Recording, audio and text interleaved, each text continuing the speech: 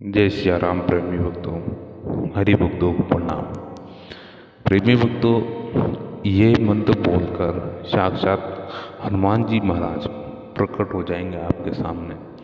अर्थात वह कौन सा मंत्र है और किस तरह से जपा जाता है, हम सारी विधि बताएंगे आपको। तो आप धैर्य बना के रखें और पूरा वीडियो देखने की कोशिश करें, आपको अच्छी जानकारी मिलेगी। और मंत्र का आपको कैसा जपना है और किस विधि से जपना है ये भी हम बता देते हैं। प्रेमी भक्तों, अगर साक्षात बालाजी महाराज के आपको दर्शन करने हैं, प्रभु श्री राम भक्त हनुमान के दर्शन करने हैं, तो आपको क्या करना पड़ेगा इसके लिए। देखिए, हनुमान ऐसे भक्त हैं जो सिर्फ भक्ति से ही राजी होते हैं, वो भी श्री हरि की भक्ति से। तो उनके लिए क्या करना चाहिए, तो प्रेमी भक्तों उनको केवल राजी करने के लिए, उनको प्रसन्न करने के लिए प्रभु राम का ही नाम चाहिए और किसी का ही नाम नहीं चाहिए, क्योंकि उनकी भूख भी वही है, प्यास भी वही है और हर चीज़ भी वही है। तो आप जितना हो सके प्रभु राम को याद करोगे, तभी आपको श्री राम के भक्त हनुमान नजर आएंगे।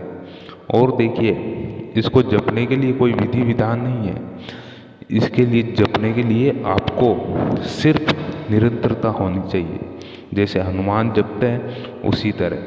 क्योंकि रामचरितमानस में भी इसका विवरण है कि हनुमान जी जब युद्ध करते थे और जब कोई भी संजीवनी लाने गए थे, तो उनके हृदय में, उनके श्वास में, उनके रग रग में राम का नाम ही चलता रहता है। युद्ध स्थल में भी राम नाम ही था, हर जगह राम नाम। देखिए, उनको प्रभु राम से मिलने की और प्रभु की भक्ति की बहुत लालसा थी, है अभी भी है, क्योंकि वह चिरंजीवी है, यहाँ से गए नहीं।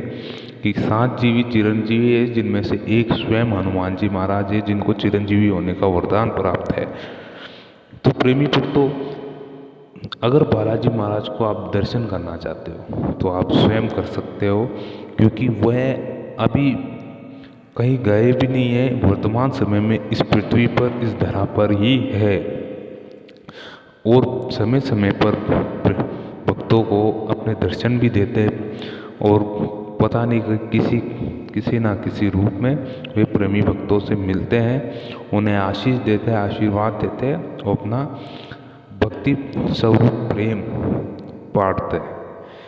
तो प्रेमी भक्तों, आपको क्या करना है, आपको सिर्फ इतना ही करना है कि प्रभु का नाम को आपको रमाना है अपने अंदर। इतना रमाना है, इतना रमाना है कि हनुमान स्वयं प्रकट हो जाए। क्योंकि राम नाम दिखने में और बोलने में जितना छोटा है, उसको सिद्ध करने में थोड़ा सा आपको समय लगेगा। क्योंकि जितने हनुमान सरल थे उतने आप हो जाओगे, तब आपको राम स्वतः मिलेगा। उनके, हनुमान जी के मन में किसी प्रकार का द्वेष नहीं था। प्रभु राम के को छोड़कर वो सभी के प्रति राम का ही भाव रखते थे, सभी में राम ही ढूंढते थे। उनको हर चीज़ में राम चाहिए था, ये मान के चले आप। हर चीज़ में वो वस्तु भी राम की होनी चाहिए, जो वो खा रहे हैं, वो बोल रहे हैं, जिसे छू रहे हैं, वो सब राम होना चाहिए उनकी नज़रों में। इसलिए प्रेमी भक्तों, अगर आपके घट में राम नाम का ये तीर चल गया, तो मान के चलिए कि प्रभु श्री राम भक्त हनुमान साक्षात आपको दर्शन दे देंगे। और वो पता नहीं किस रूप में दे, कैसे दे, ये पता नहीं, समय निश्चित नहीं है। मगर आप चाहें तो कर सकते हैं कि हाँ, प्रभु दर्शन हो सकते हैं, बिल्कुल हो सकते। सुबह उठते ही देखिए, भक्तों की यही होती है खासियत कि राम, अब ये मंत्र भी आप जान लें कि ये मंत्र सिर्फ राम है।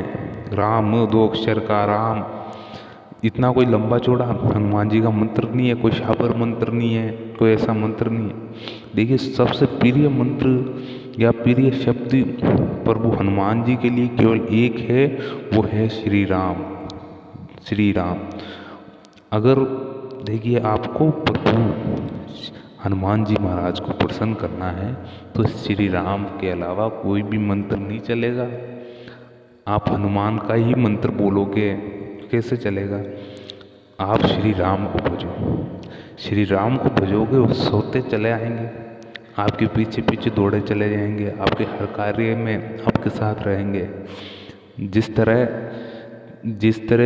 अर्जुन के रथ के ऊपर स्वयं कौन हनुमान जी महाराज विराजे थे, श्री कृष्ण के कहने पर। तो प्रेमी भक्तों, ऐसी कुछ घटना हुई थी उस समय भी कि हनुमान जी महाराज ने कृष्ण भगवान को बोला था कि मैं तभी विराजमान होगा कि जब हमारे त्रेता युग में प्रभु राम हमको युद्ध के समय में भी प्रवचन दिया करते थे, कुछ ज्ञान की बात छोटी छोटी कुछ कहा करते थे। तो मैं तभी आपके साथ रहूँगा क्योंकि आप भी मुझे कुछ ज्ञान रूपी अमृत दे। तो कृष्ण भगवान ने बोला हाँ, तुम कृष्ण अर्जुन के रथ पर उसने ध्वजा के रूप में विराजमान हो जाना और मैं तुम्हें वो सब ज्ञान दूंगा, वो हर बात बताऊंगा जो कलयुग में और आने वाले समय में घटित होगी।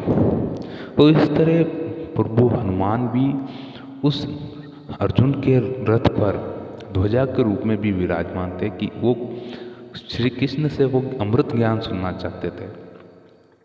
अब देखिए प्रेमी भक्तों कि भक्त प्रसन्न कैसे होता है और भक्त प्रभु को प्रसन्न कैसे कर सकता है। प्रभु को प्रसन्न करने के लिए केवल प्रभु को कुछ भी नहीं चाहिए, केवल एक नाम ही चाहिए उनको कि वो उन्हें याद करे, निरंतर याद करे और कुछ भी नहीं। इतना कोई उलझाट वाला काम नहीं है कि भक्त को इतना लंबा चौड़ा कुछ बता दें और वो भक्त थोड़ा सा इधर उधर उलझ जाए। तो श्री राम को याद करोगे तो निरंतर ही आएगा। अब इसके तरीके बहुत है। देखिए शुरुआत में अगर आप शुरुआत करना चाहें तो देखिए कैसे होगा ये कि आप छोटी छोटी चीज़ें करने लग जाए। कभी रामचरितमानस पढ़े, श्री राम के बारे में कुछ जानने की कोशिश करें, उनके ग्रंथ पढ़ ले। फिर धीरे धीरे क्या होगा कि आपको राम नाम में रुचि आने लग जाएगी क्योंकि उनकी हर चीज़ें आपको ध्यान पड़ने लग जाएगी, तो राम नाम में रुचि आने लगेगी। तो इसी प्रकार आपको करना क्या है कि आप धीरे धीरे आपके अंतर्गत वो आपके घट में राम उतरने लगेगा। घट यानी हृदय स्थल में राम उतरने लगेगा।